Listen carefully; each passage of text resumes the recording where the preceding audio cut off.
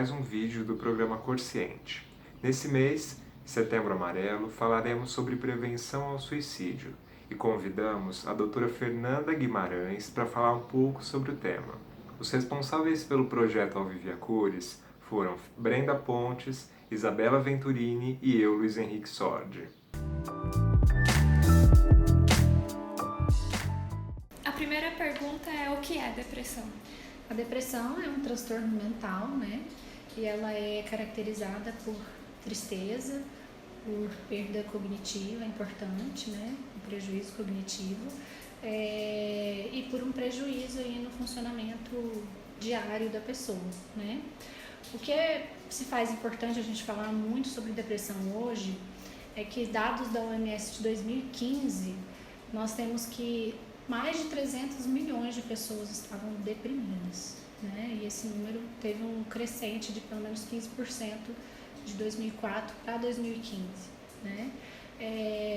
Pelo menos 4% das pessoas com transtorno depressivo tiveram alguma tentativa de suicídio, né?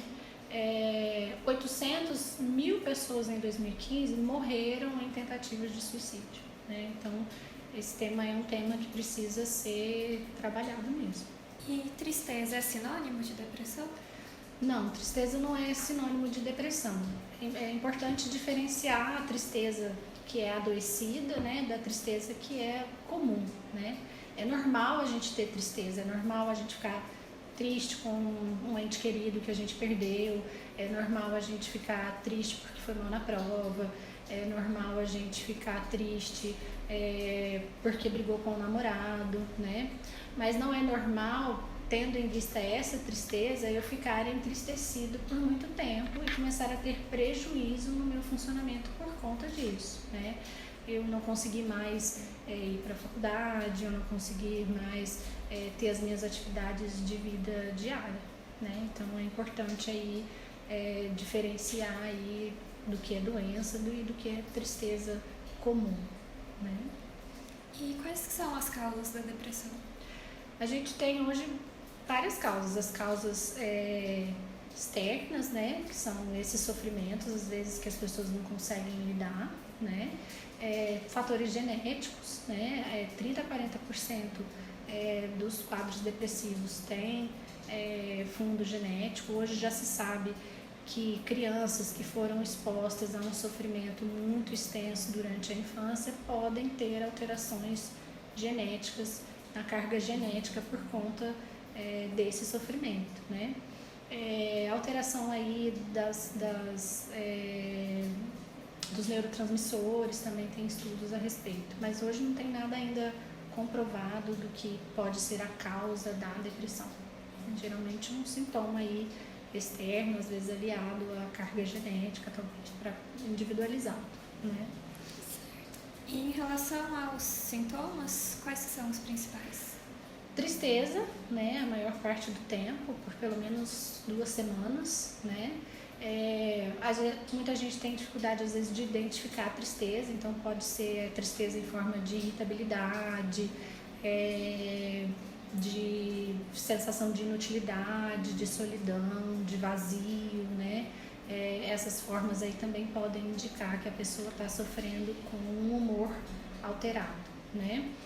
Tem também a perda do prazer pelas coisas, né? Eu paro de fazer atividades que antes me eram gostosas, né? Eu paro, por exemplo, de praticar minha atividade física, eu paro de sair com os meus amigos, eu paro de conviver com a minha família, né? Somado a isso, às vezes, alteração de apetite, ou comendo demais, ou comendo de menos, levando ou a ganho de peso muito grande, ou a perda de peso muito grande, alteração do sono, ou eu durmo demais, só quero dormir, ficar na minha cama, ou eu tenho insônia, não consigo dormir, tenho dificuldade para iniciar o meu sono, ou para manter o meu sono, né? Me sentir mais lentificado, ou me sentir mais agitado a maior parte do tempo, né? São sintomas aí, além da tristeza, para a depressão. E como é feito o diagnóstico? O diagnóstico é clínico, né? Uma boa ir ao médico, colher uma boa história, saber como é o funcionamento daquela pessoa, saber como é a história de vida dela, mais pelo diagnóstico clínico. Ao notar os sintomas, qual o profissional que deve ser procurado? No geral, as pessoas procuram primeiro o clínico, né? Às vezes com queixas até somáticas, né? Ando tendo ganho de peso, ando me sentindo desanimado, né? E às vezes o clínico mesmo já identifica o quadro depressivo e trata e encaminha os casos mais graves, né? Os psicólogos também podem acolher esses pacientes, né? E tratar os casos mais leves às vezes, mas no geral os quadros graves a moderados, moderados a graves, né, são encaminhados para o psiquiatra, né, para o tratamento. E tem algum grupo de risco ou todas as pessoas estão sujeitas? O maior grupo de risco são as mulheres, né? As mulheres têm depressão 2 vezes mais do que os homens, né? Outro fator de risco é estar aí entre os 15 e 29 anos, na terceira década de vida, né? E crianças que têm vivências estressoras aí têm tendência a ter também quadros depressivos. E tem fatores externos que podem causar a depressão? Os fatores externos, em geral, são esses relacionados ao sofrimento, né? Ao sofrimento vivido, às vezes que não consegue lidar. Algumas causas clínicas, né, que precisam ser descartadas durante o atendimento, como hipotireoidismo, uso de substância, uso de drogas, uso de alguns medicamentos, né? São fatores aí externos que podem estar contribuindo para quadros depressivos. Uso de álcool também, né? E qual seria o melhor tratamento? O melhor tratamento é com antidepressivos, né? Individualmente, né, a gente individualiza o tratamento para cada paciente, dependendo da queixa, dependendo de como é que o paciente está se sentindo, né? No geral, com antidepressivos, às vezes é necessário o uso de benzodiazepínicos para conciliar a questão do sono ou de alguns sintomas ansiosos, né? E aí, entre os antidepressivos, a gente tem os inibidores seletivos, tem os tricíclicos, né, os duais, mas aí a escolha é individualizada, do profissional para cada caso. Depressão tem cura? Não, a depressão não existe cura, né? Existe remissão dos sintomas, melhora dos sintomas. Tem pacientes que têm apenas um quadro depressivo durante a vida e alguns pacientes que passam a ter recorrência mesmo após terem melhorado, feito o tratamento corretamente, alguns anos depois voltam a ter novos episódios, né? Mas ainda não se fala em cura da depressão. Quais são os fatores de risco? Primeiramente, ser mulher, né? As mulheres têm mais tendência a ter depressão, né? Fatores estressores, né? Como a perda de alguém, o fator genético, né? De ter aí a 30% a 40% de causa genética, né? Então são esses os fatores principais aí. E em relação ao diagnóstico, quais exames que são feitos? Não são feitos exames, né? Como eu disse antes, o diagnóstico é clínico, devido à entrevista com o paciente, a realização de uma boa história. A gente pede, às vezes, exames auxiliares, no sentido de ver se o paciente realmente não tem uma alteração de tireoide, mais no sentido de fazer um diagnóstico diferencial, dependendo da queixa de cada paciente ou da história de cada paciente, né? Mas, no geral, não se pede exame algum. E quais são os benefícios e os efeitos colaterais dos antidepressivos? Os benefícios é porque muda a qualidade de vida do paciente, né? Melhora-se a tristeza, melhora às vezes a questão da falta de ânimo, a pessoa volta a ter prazer pelas atividades, então ela volta a retomar a vida dela, né? Ela volta a frequentar a faculdade, a frequentar a vida social, a frequentar o trabalho, então assim, só vejo benefícios com o tratamento, né? Acho que ninguém quer ficar se sentindo mal a maior parte do tempo, né? Então, o tratamento é excelente de melhora aí para o paciente, né? Agora, sintoma de efeito colateral vai depender de cada medicamento, né? No geral, os inibidores têm uma certa perda, diminuição ou diminuição do libido, né? Que é do desejo sexual. Os tricíclicos às vezes dão um pouco de ganho de peso, mas aí vai depender também do paciente. Tem paciente que não tem esses efeitos colaterais com a medicação, né? É individualizado mesmo. E tem como prevenir a depressão? Existem maneiras de prevenir, sim, né? No sentido assim, primeiro você se já teve um episódio, manter o acompanhamento e tomar a medicação conforme a orientação médica, né? Investir sempre em ter qualidade de vida, né? Atividade física é um bom auxiliar aí, tanto no tratamento quanto na prevenção, né? O tratamento com psicoterapia às vezes ajuda a lidar muito, às vezes, com os sintomas e com as vivências, né? Então, o tratamento às vezes conjunto aí para prevenir aí as recaídas ou novos episódios ou um primeiro episódio. E como evitar as recaídas? A evitar a recaída é manter a questão do tratamento, né?